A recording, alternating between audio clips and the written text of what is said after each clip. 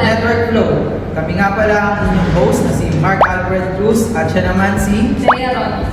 Kung curious ka kung paano gumana ang internet system at networks, this episode is for you. Pag-usapan natin ang mga key components ng isang network tulad ng network interface, routers at marami pa iba. Whether baguhan ka o kailangan ng refresher, stay tuned para sa marami pang detalye. Alright, bago tayo magsimula ng detalye ng networking, mag-quick recap muna tayo kung paano kanya niloko kung ano nga ba ang networking. Ang networking ay isang proseso ng pag-connecta ng mga devices para mag-share ng resources, data, at makipag-communicate. Mapasmall home network o malaking corporate setup, pareho lang ang basic principles. Ngayon, pag-uusapan natin ang components at structures na bumubuo sa mga networks na ito. Joining us today, the four amazing GES IT students who are familiar with aspects of networking.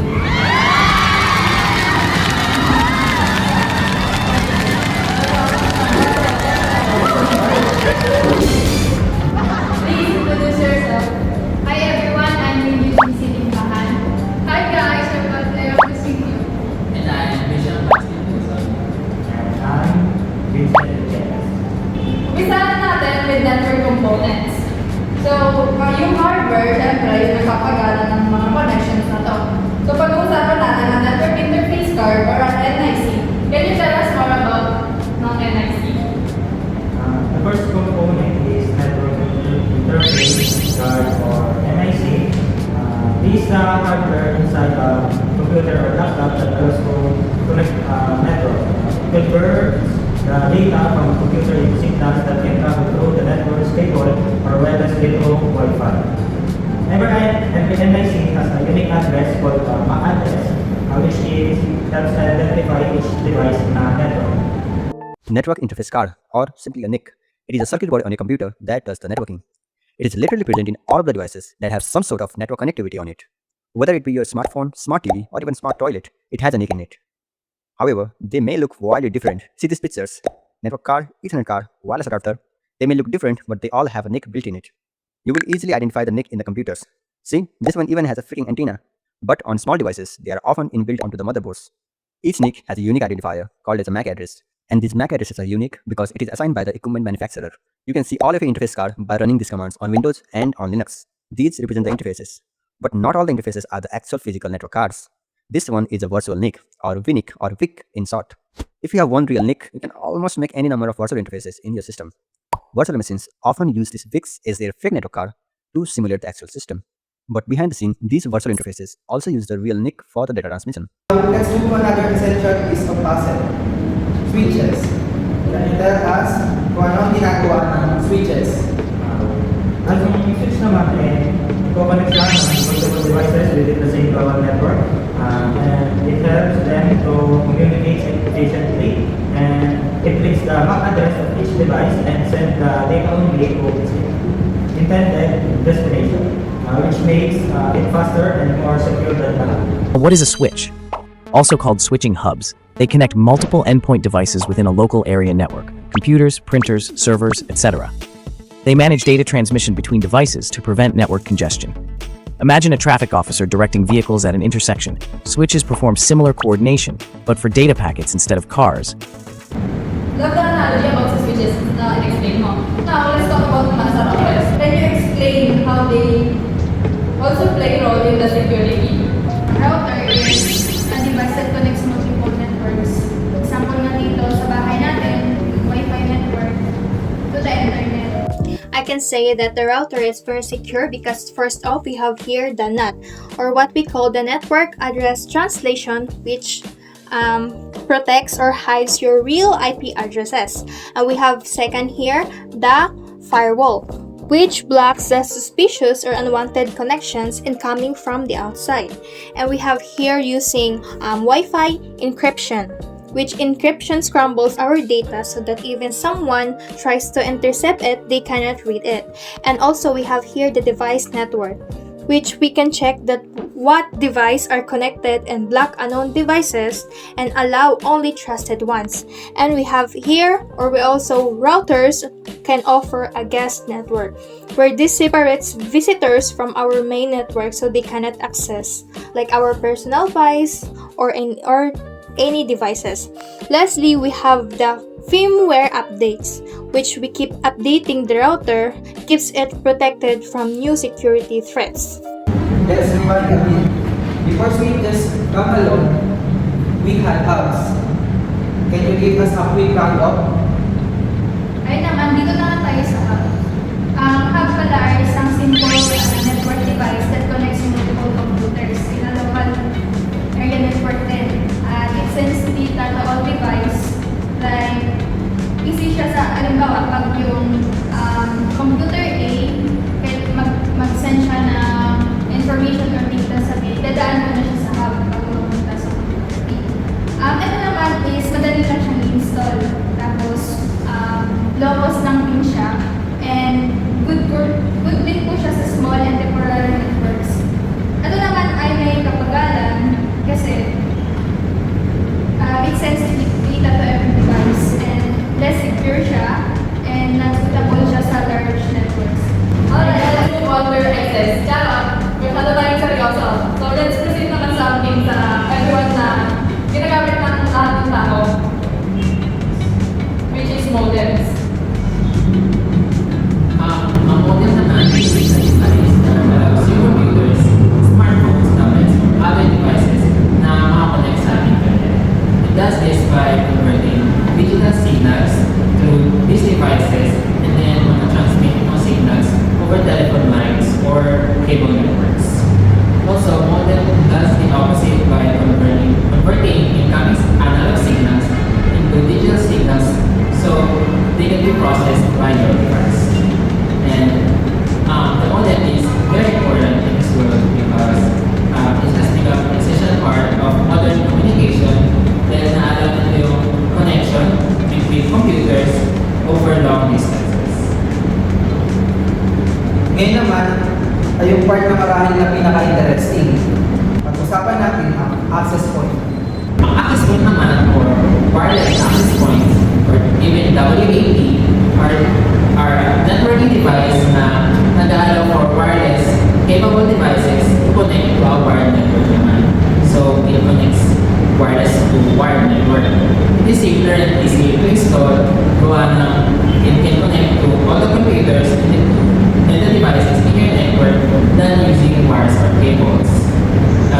These wireless access points provides wireless connectivity in various settings like sa homes, sa offices, or educational institutions, and they eliminate physical places and cables, offering flexibility and convenience. When a wireless device connects to a network, it communicates with the closest Wi-Fi access point. This Wi-Fi access point receives the signal and transmits it sa wired network, thereby establishing. Ito naman tayo sa cables and connectors. Can you walk us through the different types of cables used in networking and how they impact network performance?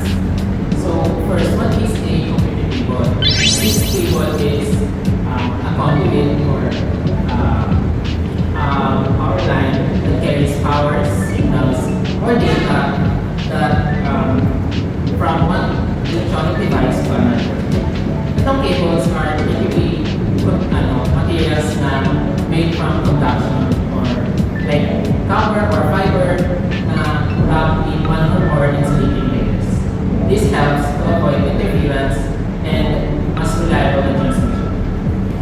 So for the types of computer cables, first meron tayong HDMI cable na connects displays, TVs, monitors, and gaming consoles. This sends uncompressed high-definition video and audio. And mas typical na resolution dito is from HD to 4K. And while the audio can be multi-channel naman. Relevant itong HDMI gawa na nagagamit siya for various places other than conference rooms, training centers, and collaborative spaces like classrooms then. It is used where crystal clear visuals must be displayed alongside synchronized code. And now, papakita namin kung how In this video, we'll look at how you could connect your laptop to a TV using a wired and wireless option. Let's dive in. We'll start by looking at how to connect your laptop to a TV using an HDMI cable. This is the simplest and also the most reliable way to connect. First, find the HDMI port on your laptop and on your TV. If your laptop only has a USB-C port, which is common on newer laptops like some Ultrabooks, you can buy a USB-C to HDMI adapter. I've included a link in the description. Next, plug the HDMI cable into your laptop and the TV HDMI port. Now, remember the port that you plug into the TV. Mine says HDMI 2. We'll need that in a moment. Next, on your remote, there should be a button that says Input or Source. Press this button. On your TV, select the HDMI port that you just plugged the HDMI cable into. In my case, it was HDMI 2. And you should see the laptop image on your TV now. We're making good progress. On Windows, press the Windows key together with P. P stands for project. And then choose whether you want to duplicate your screen or you could extend it. Or you could even just show it on your TV screen. Next, we'll look at how you can connect your laptop wirelessly to your TV. First, you'll need to make sure that your TV supports something called Miracast. Most newer TVs support this. If not, you can buy a Miracast adapter. Link in the description. On your Windows laptop, press the Windows key together with K, K for cast, and you should see your TV as an option. If you don't see your TV, you may need to press Source or Input on your remote and then select Screen Mirroring. Select your TV and then it'll cast to the TV. If you press Windows K again, you can choose whether you want to duplicate your screen or extend your screen to the TV. All right, there you go. Feel free to request more videos down below in the comments. Please consider subscribing and I'll see you in the next video. Okay, next naman is USB connectors. And unlike same as standards for multimedia, nagagamit naman ng USB connectors for many everything else actually. Since the USB has experienced a revolution from a early spec, mas versatile siya and mas flexible, meaning it can connect printers, external drives, scanners, smartphones, and marami pa.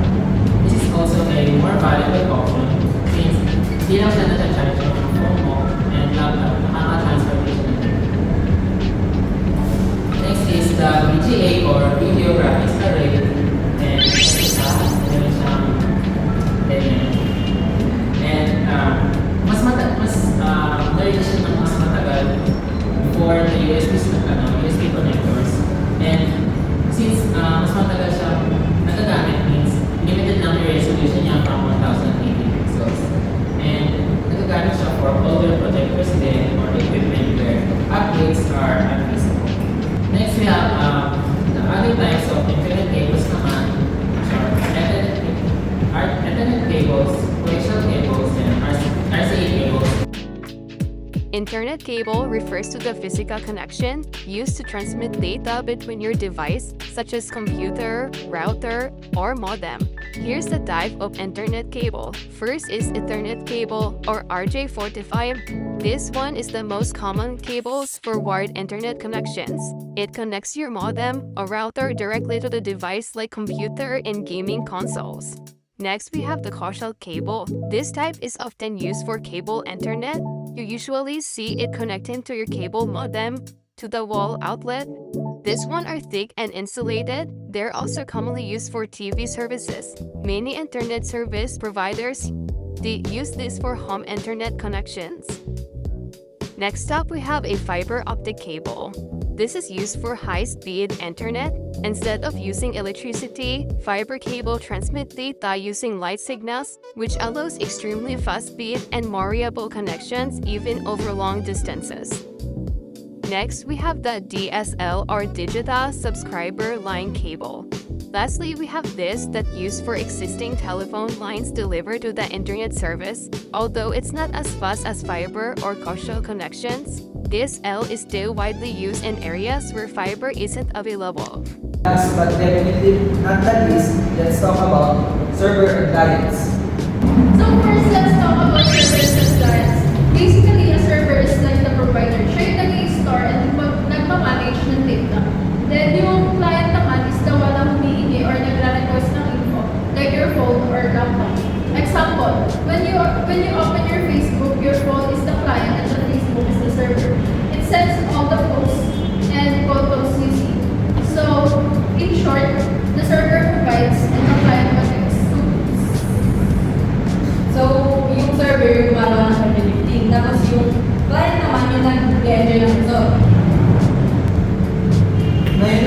pag-usapan natin ang network topologies. Ito yung paraan kung paano naka-structure at naka-organize ang mga networks. Let's start with the bus topology. It's one of the oldest design, right? How does it work? Bus topology. Bus topology connects from the devices to a single central cable called the bus or backbone. It can travel in both directions along the bus until it reaches its destination.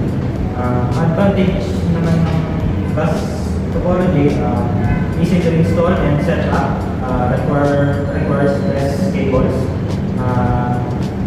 cost-effective for small networks. Ang disadvantage naman niya, difficult to troubleshoot when the main cable fails. Performance decrease as more devices are added, and lastly, data collisions can occur, leading to slower communication. Regular example naman used in small home or office networks in the past. Early internet networks today, it's mostly replaced by star topology in modern life. Medyo fragile siya pakinggan, no? Ngayon naman, lipat tayo sa star topology. Ito yung madalas na ginagamit ng mga modern networks, di ba? Yes. Yung star topology pala, yan, yung star. Diba? Basic lang.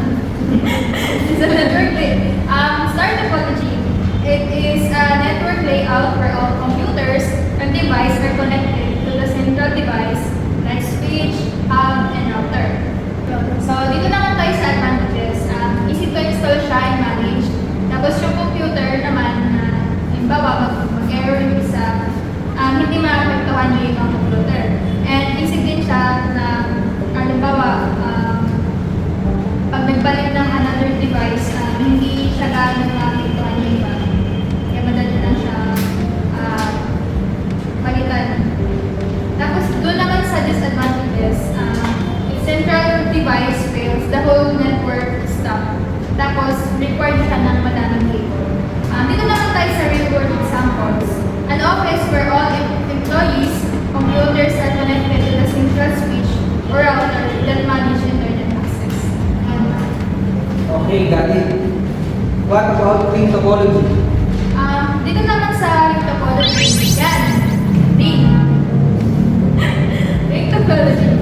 May be a network configuration with all device connections create a circular path. In this device, each device are connected to with this exactly to neighboring device. Like points a circle where forms like ring structure.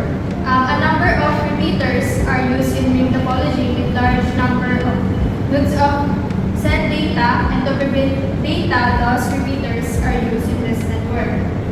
So, dito naman natin pag-uusapan kung ano ba yung advantages ng topology. This data flows in one direction which reduce chance of path collision and equal access to the resources. This is cheap to install and expand, easy to manage din. Tapos pagdating naman sa disadvantages, if one workstation shuts down, it affects the whole network, or if as nodes goes down, the entire network goes down. And expensive siya, difficult to troubleshoot the ring, and they were not scalable. Application naman sa ring topology is ring architecture is applicable to both LANs and WANs. And isa pa, yung ring topology is employed in educational institutions since it used by fewer commercials, enterprises, and has reduced operating costs. Next naman, meron tayong mesh topology, which sounds like na parang okay siya for great redundancy. Ano naman yung meron sa kanya? Ang mesh topology naman is configuration where every device naman is interconnected sa isa't isa. And ito yung itsura ng mesh topology. In this topology, the nodes are connected to each other completely via a dedicated link during which information travels from nodes to nodes. Yung connection dito sa mesh are often wired or wireless. And pagdating naman sa advantages of mesh topology, hindi kagaya ng ibang network topology is wala masyadong traffic problem dahil may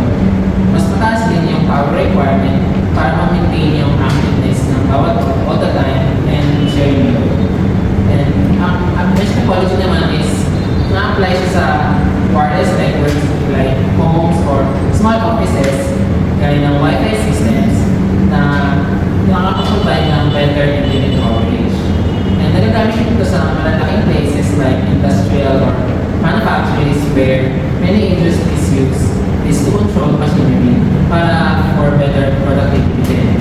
And actually, nagagamit din yung mesh topology for entire communication din. Dahil if one connection fails, then there's always another chance for another connection. Finally, we have hybrid topology, which is combination of different topologies. How does it work? Hybrid topology, this one is kind of cool kasi it's basically a mix of two or more topologies like star, mesh, or bus all in one system. The advantage is it is flexible and reliable, perfect for big networks that need room to grow. But honestly, it can be mahal or medyo complicated to set up. Usually, makikita nyo to sa big companies where each department has its own network setup kaya lahat sila connected pa rin together. So, sa ating episode na ito, sana mas ma-appreciate nyo kung paano gumagana ang mga networks na ginagamit natin araw-araw. From the network components tulad ng NIC, switches, router, at mga cables hanggang sa mga various topologies na nag-organize sa mga connection natin sa lahat ng yan ay mahalagang role para mapanatiling smooth at secure ang communication. Kaya next time na mag-online kayo, isipin nyo na may mga complex system na tumutulong behind the scene para ma-enjoy nyo yung mga fast and reliable connections. Maraming salamat sa mga guests natin at sa inyong mga listeners na sumubaybay sa discussion na ito. Keep curious, keep learning, and stay connected.